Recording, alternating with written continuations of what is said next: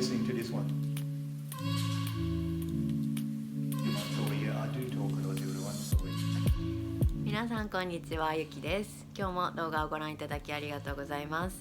前回はね、私の、クラスメートと先生、日本にもね長期滞在していた先生のね、インタビューをしてみたんですが、いかがでしたか？もうね、アナ先生にねインタビューしたのが私の初めてのインタビューだったので、もうほんと下手くそですいません。めっちゃ緊張したんですけど、で今回はね、私がこの学校で一番お世話になったフランソワっていう先生に、インタビューをしました。で先生はねすごいおしゃべり好きなので、今回のインタビューでもねたくさんの面白い話を聞かせていただきました。で授業中もね本当にたくさんの知識とか、本当にいろんなこと、いろんなジャンルにおいていろんなことを知ってる先生なので、本当にね先生のクラスの授業はもう飽きることもなく、でもう本当に知識も深いので、ね、もう本当聞いたことにもう 100% で 100% もうを持ってね、めちゃくちゃ熱血なので答えてくれるすごくいい先生で、私も大好きな先生なんですが、その先生にね今回お話を聞きました。ちょっとね長めの動画になるのでね、よかったらね自分の英語はどれだけ理解できるかっていうのもリスニングの勉強にもなると思いますので、聞き流し用でもいいですし、お時間がある時にねゆっくり見てもらってもいいですし、最後までね楽しんでいただけたらいいなと思います。ということでどうぞ。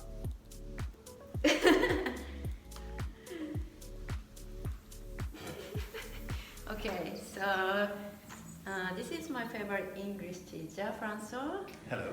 I'm gonna ask some questions. Please. Are you ready? I am. Okay, so first, where are you from? Ooh. That's a tough one. Okay. Yes, I am a teacher of English. I've been a teacher of English since I was 22, so yeah. That's 33 years okay. ago. I was born on a tropical island that is a French island next to Madagascar in South Africa, but I'm French basically. Yeah. So that's where I come from, but Reunion Island next to Mauritius is really close to Perth. So for me, coming to Perth was quite easy and simple. Just like going to South Africa, yeah. Which is the first country that I went to. So yeah, that's where I come from. So that's why you chose to come to the Perth, not Melbourne or Sydney? Well, yes. As you can imagine, I mean, to fly to Perth is 6 hours from my home country. Okay. But if I want to Sydney or Melbourne, you have to add another 4 hours or 5 hours. To me, it doesn't make any sense. But there's actually a second reason. Perth is a small big city, yeah. Or a big small city, you call it the way you want. Because I have 3 children, well they're older now obviously, okay. But when we came here about 20 years ago, they were little babies and I wanted somewhere that was safe. So I wanted the kids to go to the deli, as we know, and I wanted to know that it was safe. So I could give money to the kids, off you go to the deli, get an ice cream, whatever. I know nothing would happen to them. In big cities, it's a different story, and I don't really like big cities, unless I'm on holidays, of course. Okay, so Perth is the best to stay here, Kind of? Yes, yeah. Everybody's different. I don't know, if I'm 20 years old, Melbourne is amazing. It's very European, so when I went to Melbourne, it was like being at home. Apart from the weather, no. No, really, no. It's much better. Well, people say 4 seasons in a day, and when I went to Melbourne, I said, come on, that's a joke. You can't have 4 seasons in a day. Everybody listening to this one, trust me on this. It is true. Yeah. Okay, I had snow, rain, super hot temperature. So we moved from being in shorts to having a jumper to having a raincoat, running. In one day? One day, and it was my birthday. It was in January, God. so it was in summer. So I do remember that. Okay. Sydney is a bit too big for me, and I found that Brisbane was the city of Brisbane, the city centre. Absolutely fantastic, but all the suburbs terrible. What I like about Perth is you go to Vic Park, You have the Cappuccino Strip, you go to Fremantle, you go to Hillary's, you go to Highgate. There's so many suburbs where you have a lot of things happening with little festivals and so on. I think Perth is pretty cool for that, but it's a family place, you know, and that's what I like about it. Okay, so the next question. Do you think that learning English is increase the possibility in your life? Well, you know, English changed my life. I mean, there's no doubt about that. I'm not sure whether I told you my story. Yeah, I do talk a lot, everyone, sorry. But that's what teachers do. We are paid to talk. If you're a teacher and you don't talk, there's something wrong with you. But anyway, I don't know. I thought that my life was going to be mathematics and biology and so on because I love science and chemistry and the works. But English was terrible. But then Mom and Dad told me when I was 14, you're going to learn English, so they sent me to Africa. And then when I was 16, so 2 years later, they sent me to Africa, this time South Africa. And my English moved from worst in the class, like last, absolutely terrible. I think I used to get 28% in English. My parents are teachers, they were ashamed of me. Just saying. Okay, so, and after I turned 16 and I went to South Africa, which was the second time, so the first time was Zambia, I moved from 28% to 85%. And then I was best in the class, best in the school. So there was no point studying mathematics and biology and so on, because English, I just fell in love with English. And it changed my life. And then I became a teacher of English straight away when I was 22 years old, and I just love my students, and they like me, I suppose. And I never look back, never ever look back. Never look back. I think the fact that I love mathematics, and as you know, I love this. I know a lot of people don't, sorry, but it really gave me a logical approach, to learning a language and to teaching. Sometimes it's too logical. Sometimes it's too logical, yes. So, and that makes me quite different. A lot of teachers of English didn't go science at school. They go arts and language and so on, literature. I didn't do that. So I think it makes me quite different. I don't think it was done on purpose. That was not a master plan that I thought about. No, it just happened, really. Okay. So do you think the learning English is good? So many advantage to give us, also that give people as learning the second language? Okay, I think there are two questions here. See, again, sorry, there you go. The first question is actually your second one. Any second language is going to make it amazing. I mean, for example, for me, learning English made me so much better at French. English helped me understand my own language. I know it doesn't sound too logical, but actually it does. Yeah, it's actually understand what you're saying, because sometimes I'm feeling like more understand my Japanese. Because you in Japan and me in France, we are native speakers, so we don't think about what it means and why and so on. It's just that's what it is. But because we're learning another language, it's like, wait a minute, we do that in English. That's, and of course, as you know, English and French do have a lot of connections, lots of influences that go from one to the other. So that was first question. Second question is, I always feel bad felt bad for my colleagues. When I taught in high school, junior high school, senior high school, and university, in France, the government wants you to speak two foreign languages. So the guys would learn Spanish or Italian or German. That was in my days. Now, my children, if we were in France, they would learn Japanese, Mandarin, Indonesian, because that's more important these days. But I always felt bad, because when you are a teacher, if you teach an important subject, like mathematics and so on, then the students really want to learn. When you teach another language, it's not as important. So, and you can tell that the students, they're not very strong and they don't really care a lot. So English has always been number one in France. So it means that parents come and listen to you, okay, children, okay, or students come and listen to you and so on. But if you teach a second language, they don't care as much. And I think that's sad. Personally, I would love to learn Spanish again, but there is a but, and always a but. But the but is some people connect with languages really easily. Yeah, that's really true. Some people speak in 6 or 5 languages like easily, but me still struggle with I have English. to study really, really hard and so on. So, but it's the same with mathematics. As you know, a lot of people, when they say, oh my God, I hate math, or I hate science, or it's just because somewhere up here the connections don't work. It just doesn't work easily. I think language is the same. You know, when I was talking to Anna is a new teacher at school. She was born in Romania. She lived all her life just about in Japan. She is a teacher of English. I think Anna has a mind wired for languages. So I would say life is a bit unfair because some people can learn just like that and others don't. But look, it's the same with gardening. Some people put some new plants in the soil and then they grow straight away. Other people, they put plants in and then they die. Okay, straight away. So I think we just need to accept that for some of us it just works and for others it doesn't. Okay, that's it. However, English is super important.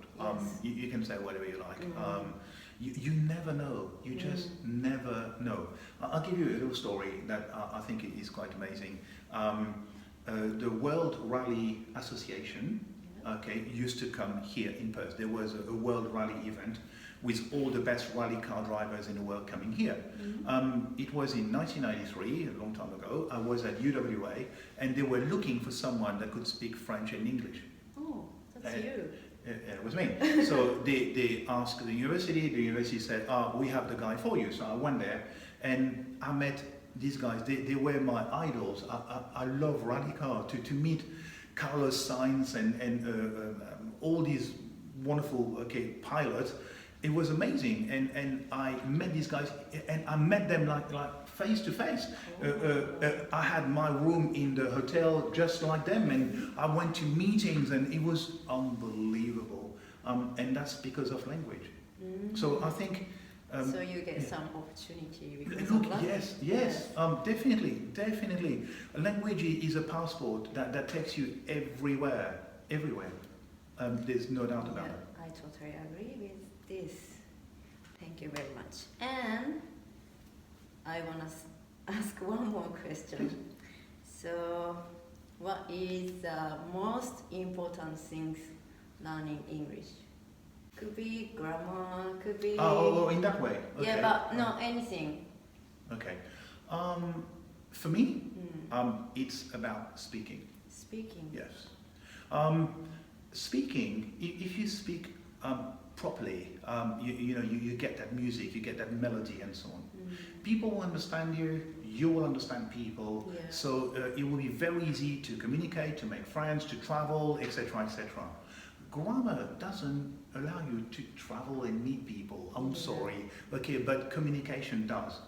Of course, the moment you're speaking is really good and your listening is really good, then you can move to the next level, that would be grammar. But grammar is really for a very, very small amount of people, small percentage of people.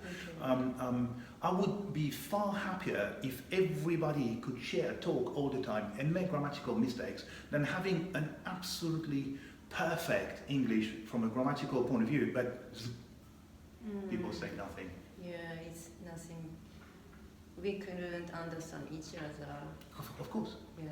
But in the same way, Yuki, when I look at you, I look at a beautiful, young person, love your hair, Thank you. and so on. But and that's great. I mean, and so on. But that's just not enough. I mean, I don't have a picture of you, and I talk to a picture. I talk to a person, and of course, you're going to share your ideas. By communicating, by speaking to me, the better your English is from a speaking point of view. The more you can share who you are and what you think. If you can't really express yourself, it stays inside. So we have these beautiful people with wonderful life experience and so on, but if it doesn't come out, I mean, what's the point? And I'm not going to ask you to write an essay about something so that I understand what you think. No. And on top of that, you come from Japan. And, you know, Japan and France, very, very different story. Okay. I think in Japan people are more reserved and you more, not necessarily shy, but more quiet. I would say more withdrawn a little bit. Yeah, but it depends on the people. It depends on the personality. But I'm still really shy, and then sometimes I couldn't express my feeling or thought. It's really hard for me to speak out. And also, many of Japanese, I think, struggle with speaking because they are not perfectionists, but they are thinking about grammar first. I did look into the Japanese culture and English and how you learn English and the person who created the English learning system. And it has to do with memorization, it has to do, with grammar and so on, which is understandable. But your Prime Minister, Abe Shinzo, is really trying to start to change things in there, and I quite like that. But the reality is, I just want to share. If you don't talk, then I can't share. And how can I say, it's wonderful to be in my position, to have in front of the class, we've got people coming from all these countries in the world, and how can we communicate? Well, by speaking, obviously. So if you don't, then and I can't imagine that. I'm not shy, we know that. But I can't imagine spending a day without sharing.